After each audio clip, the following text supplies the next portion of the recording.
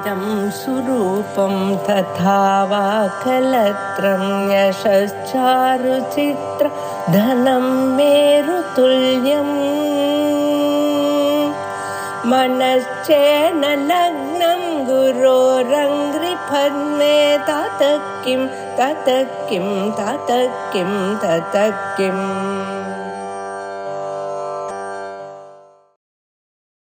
श्री गुरुभ्यो नमः। कठोपनिषत् द्वितीय वल्ली 18वां मंत्र। न जायते म्रियते वा विपश्चित् नायं कुतश्चित् न बभूव कश्चित् अजो नित्य शाश्वतोऽयं पुराणः न हन्यते हन्यमाने शरीरे।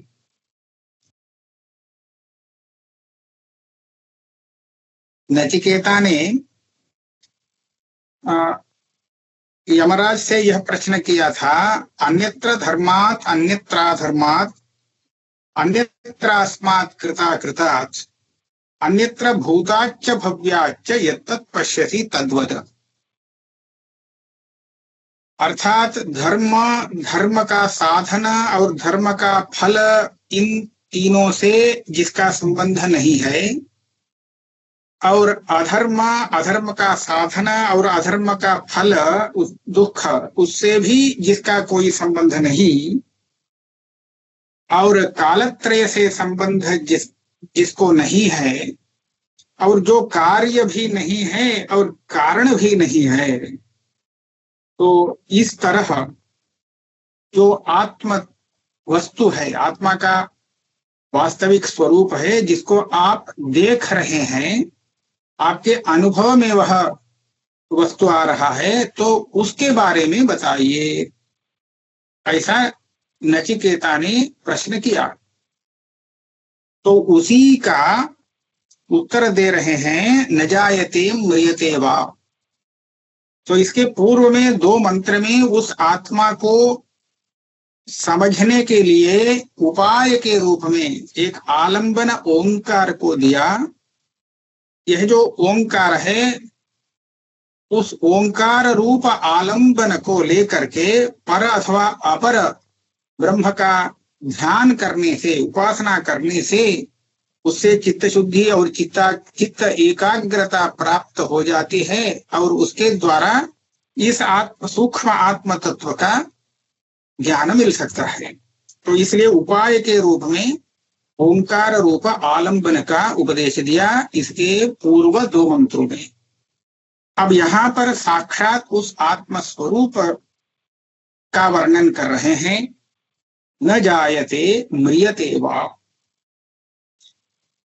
यह जो आत्मा है, इसका जन्म और मरण दोनों नहीं है।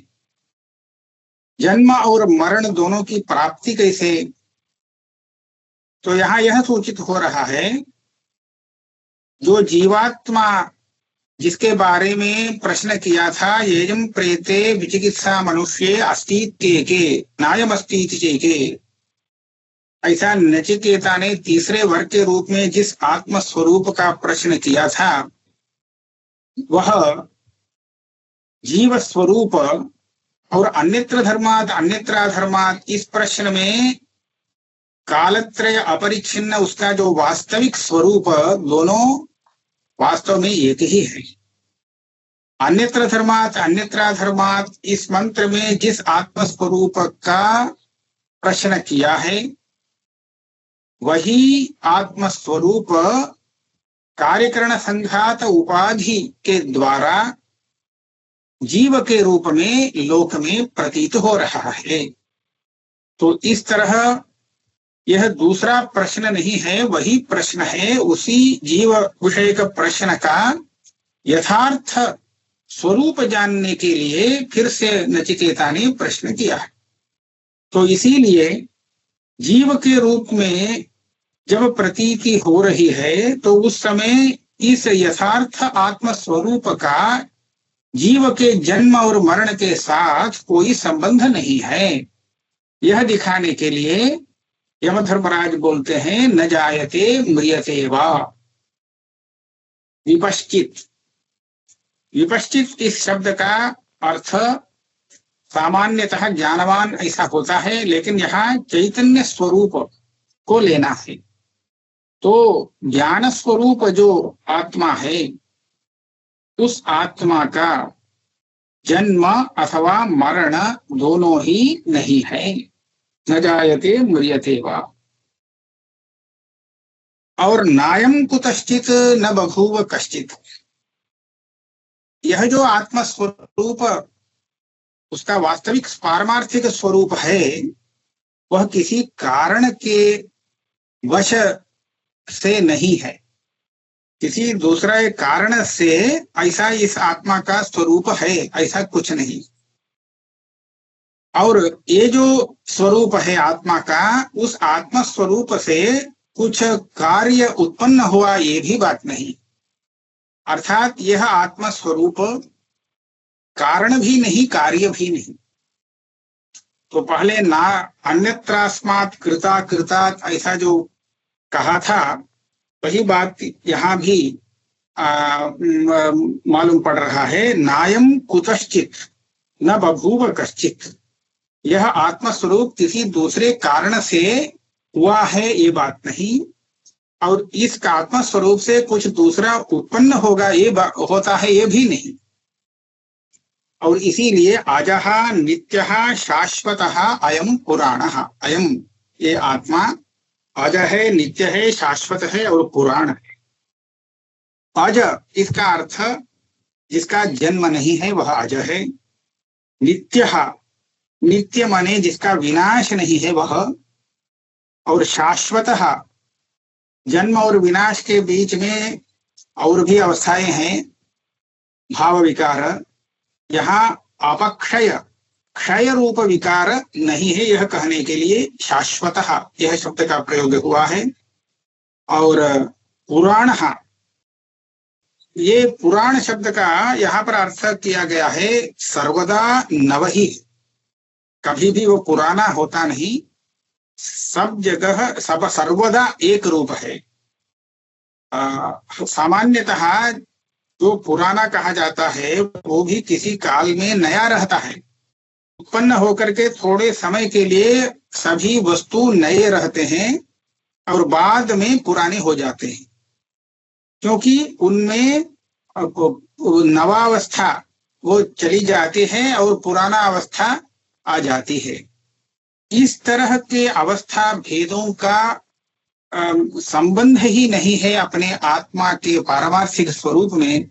इसलिए भगवान भाष्यकार ने पुराण इस शब्द का यहाँ पर ऐसा अर्थ लगाया है कि पुरापि नवः एव। पुरा अपि सर्वदा एक रूप है, सर्वदा यह नया ही नया रहता है, कभी भी पुराना होता नहीं। तो पुरापि नवः पुराणः, ऐसा नैरुक्त्य व्युत्पत्ति को यहाँ पर भाष्यकार ने लिया है। और न हन्यते हन्यमाने शरीर। ये हनन, जन्म मरण आदि की प्राप्ति कैसे होती है इस आत्मा में, तो निश्चित रूप से यही कहना पड़ेगा, शरीर आदि उपाधि के साथ संबंध होने से आत्मा का जन्म मरण ये सब प्रतीत होता है। इसीलिए बृहदारण्यक में भी कहा गया है, सवा अयम आत्मा जायमानः शरीरमभिसंपद्यमानः और स उत्क्रामन् म्रियमाणः। यहाँ इस श्रुति में जायमानः की व्याख्या करके रखा है शरीरम अभिसंपद्यमानः। शरीर में जब उसका तादात्म्य अभिमान होता है, यही उस शरीर की उत्पत्ति का, अपने उत्पत्ति रूप धर्म का आत्मा में अध्यारोप हो जाता है। तो उसी समय ये आत्मा उत्पन्न हुआ ऐसा लोक व्यवहार बनता है। और जब इस शरीर से उसका संबंध छूट जाता है, तब शरीर ही मृत होता है वास्तव में, लेकिन उस मरण का अध्यारोप आत्मा में किया जाता है। तो इसलिए आत्मा जब इस शरीर से उत्क्रांत हो जाता है, अर्थात संबंध रहित हो जाता है, तब उसको मरण कहा जाता है। जीवापेतम किल इदम म्रियते न जीवो म्रियते, यह छांदोग्य श्रुति जीव के संबंध से छूट जाने से शरीर ही मरता है, शरीर का ही मरण होता है और जीव का नहीं, ऐसा स्पष्ट रूप से बताया है। तो इसीलिए न हन्यते हन्यमाने शरीरे, जब शरीर हत हो जाता है, किसी के द्वारा कोई मारने वाला मार देता है तो ये मर जाता है। शरीर जब मरता है तो उस समय आत्मा मरता नहीं, यह कहना है। और इसी का आगे का मंत्र इसी अर्थ को फिर से बताता है। हंताचेन मन्यते हंतुम, हतश्चेन मन्यते हतुम, उभौ तौ न विजानीतः नायं हन्ति न हन्यते। हंता चेत मन्यते, लोक में मारने वाला और जिसको मारते हैं वो मरने वाला दो लोग प्रसिद्ध हैं। तो किसी को मारना चाहने वाला, मारना चाहता है जो, वो व्यक्ति का क्या समझता है, मैं अमुक व्यक्ति को मारूंगा, अनिष्यामि एनम, इसका वध मुझे करना चाहिए, ऐसा संकल्प लेकर के वो करता है। तो वह जो हंता है उसको हम हंता कहेंगे, मारने वाला। और यह व्यक्ति मुझे मारने वाला है, ऐसा जो दूसरा व्यक्ति हनन क्रिया का कर्म अपने को मानता है, उसको हम कहेंगे हत। यह हंता है, हनन का कर्ता, हत्या करने वाला, और जिसकी हत्या की जाती है वह हत। हनन करने वाला समझता है मैं हनन करता हूं, और जिसका हनन करता है वो समझता है यह मेरा हनन करता है, मुझे मार डाल रहा है। ऐसा ये दोनों लोग जो समझते हैं वो दोनों ही समझ गलत है। हंताचेत मन्यते हंतुम, हतश्चेत मन्यते हतम। चेत तो निश्चयार्थ में है, यही है, निश्चित रूप से ऐसा ही लोक में समझा जाता है। लेकिन उभौ तौ न विजानीतः, लोक प्रसिद्ध इस विषय का अनुवाद करके यहाँ अब विधेय बताते हैं। उभौ तौ न विजानीतः, ये हनन करने वाला और जो मारा गया व्यक्ति दोनों ही आत्मस्वरूप के अनभिज्ञ हैं। क्यों? नायम हन्ति न हन्यते, आत्मा का हनन होता, हनन क्रिया से कोई संबंध नहीं। आत्मा हनन करने वाला भी नहीं, और क्या अर्थात हनन क्रिया का कर्ता भी नहीं होता, और हनन क्रिया का कर्म कारक भी नहीं होता है। तो जो कोई भी आत्मा को मारने वाला समझता है और जो मारा जाने वाला होता है ऐसा समझा जाता है, दोनों ही आत्मस्वरूप के अनभिज्ञ हैं। तो आत्मा मरता भी नहीं, मारता भी नहीं।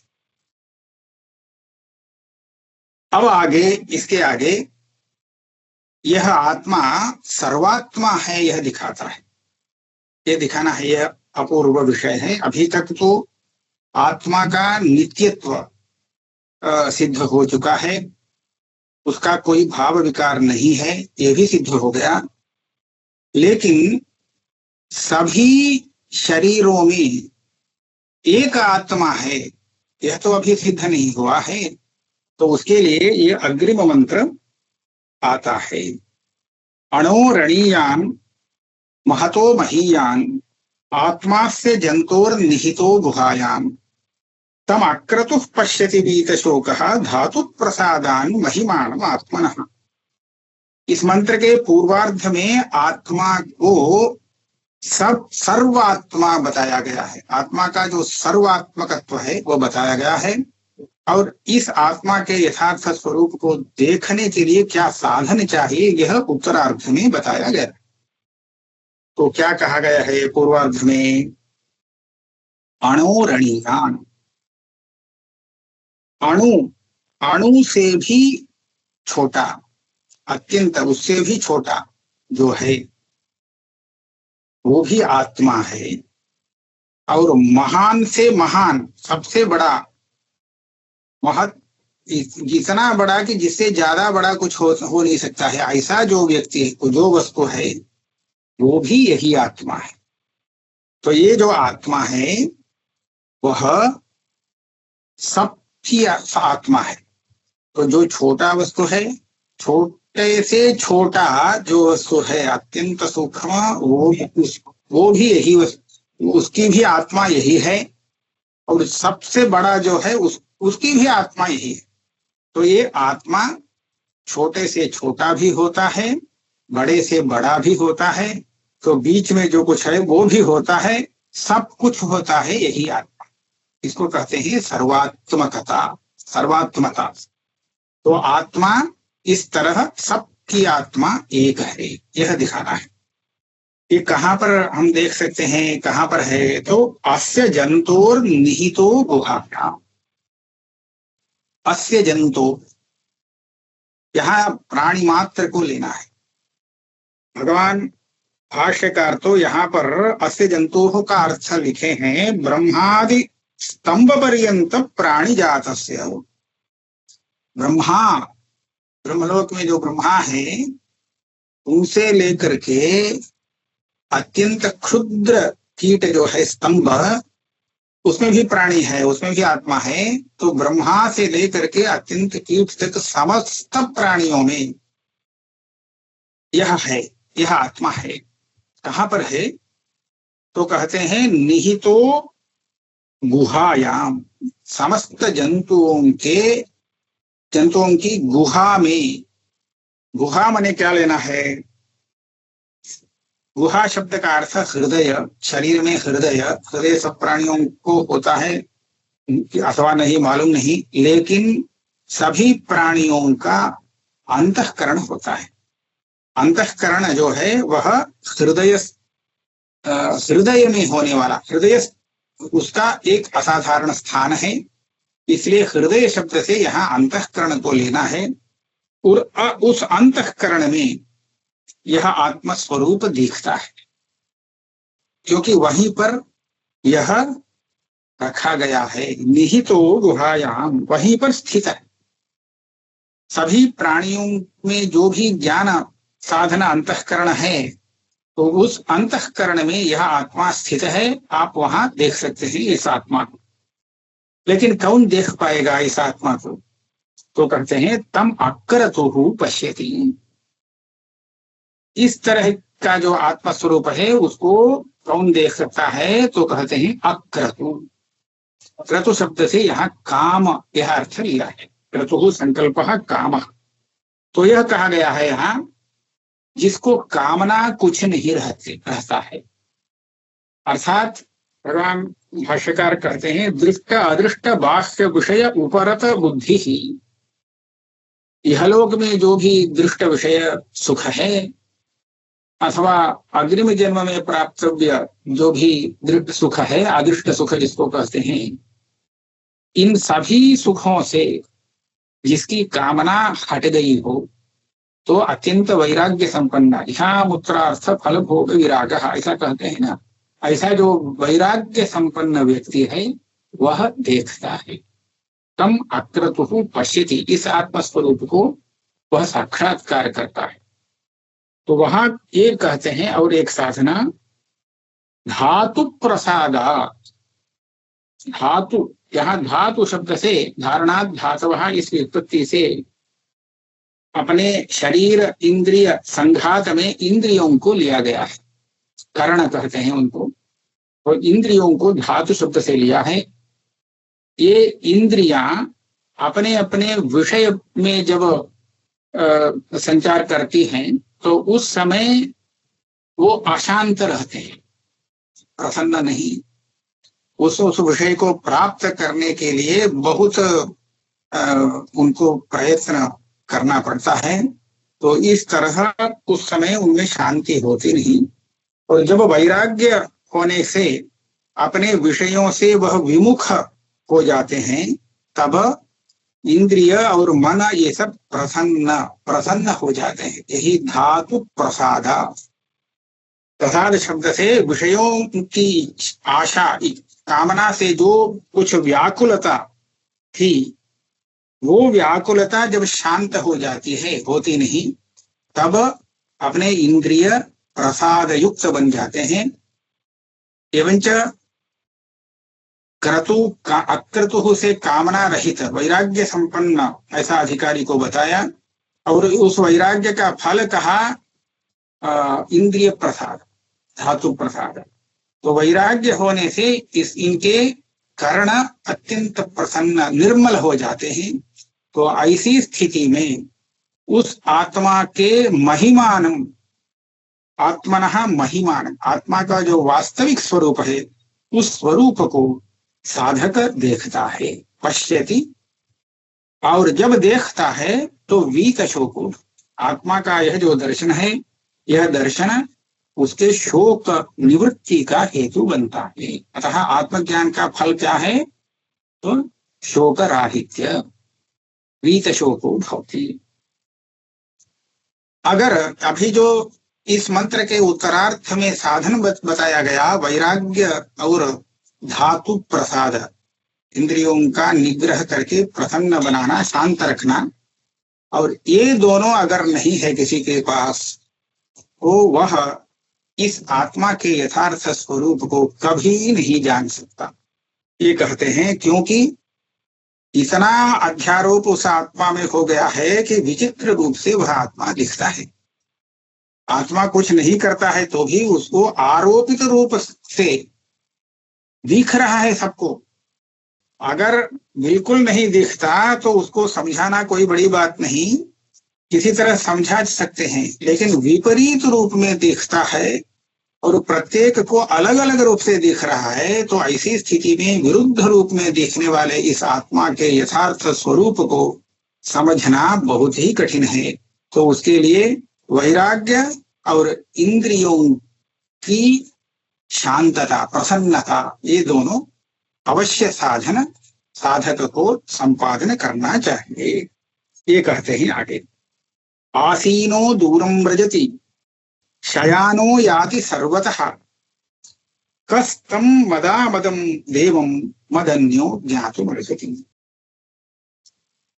ये सुनने पर ही हम लोगों को कहे ये पता चलेगा कितना विरोध है, गलत बात है। आसीनः दूरम व्रजति, जहां बैठा है, आसीनः का अर्थ होता है बैठा है, और दूरम व्रजति, दूर जा रहा है।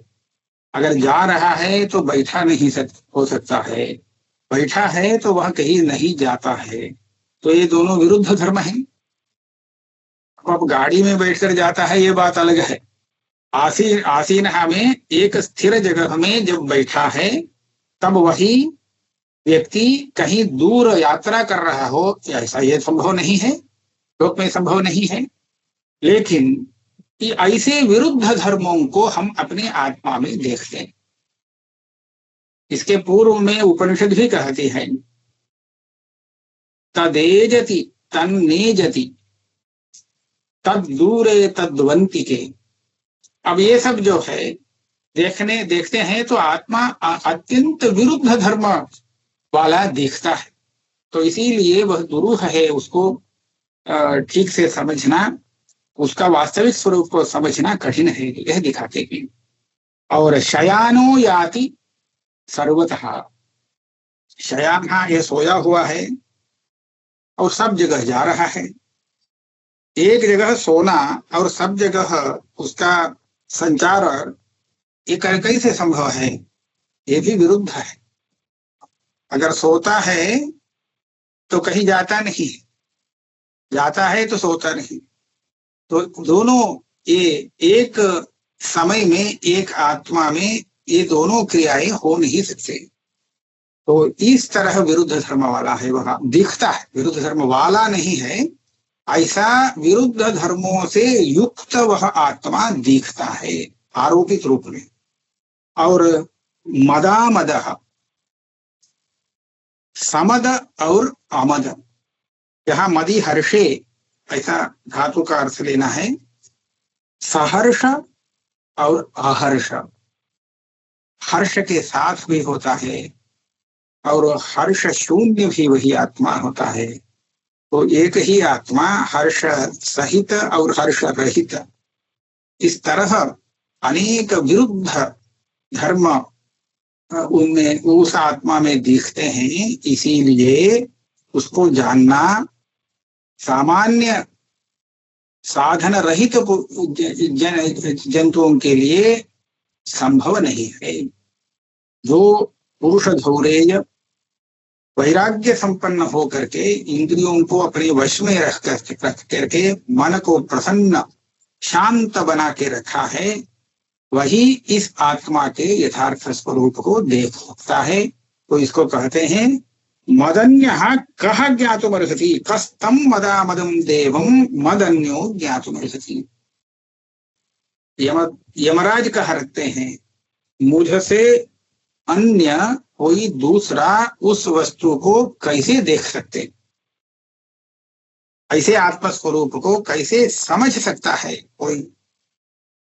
तो इसका ऐसा अर्थ लेना है, यम धर्मराज तो समझते ही हैं, दूसरा व्यक्ति उसको नहीं समझ पाएगा तो नचिकेता को उपदेश देना व्यर्थ है। अगर इस आत्मा के वास्तविक स्वरूप को समझने के लिए एकमात्र यम धर्मराजा यही समर्थ है, दूसरा कोई भी इस आत्मा के स्वरूप को नहीं देख सकता, तो नचिकेता को क्यों उपदेश दे रहे हैं?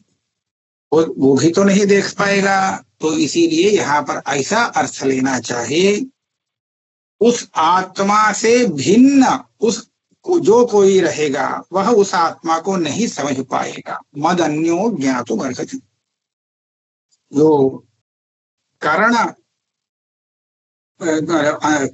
कार्यकरण संघात के साथ अपने आत्मा को ज्ञाता के रूप में रख करके इस आत्म तत्व को अपने से अलग बना करके ज्ञेय बना के जो कोई भी उसको देखने के लिए आता है तो वह बिल्कुल नहीं देख पाएगा, क्योंकि वह उस ज्ञेय आत्म स्वरूप से अपने को अलग करके रखा है।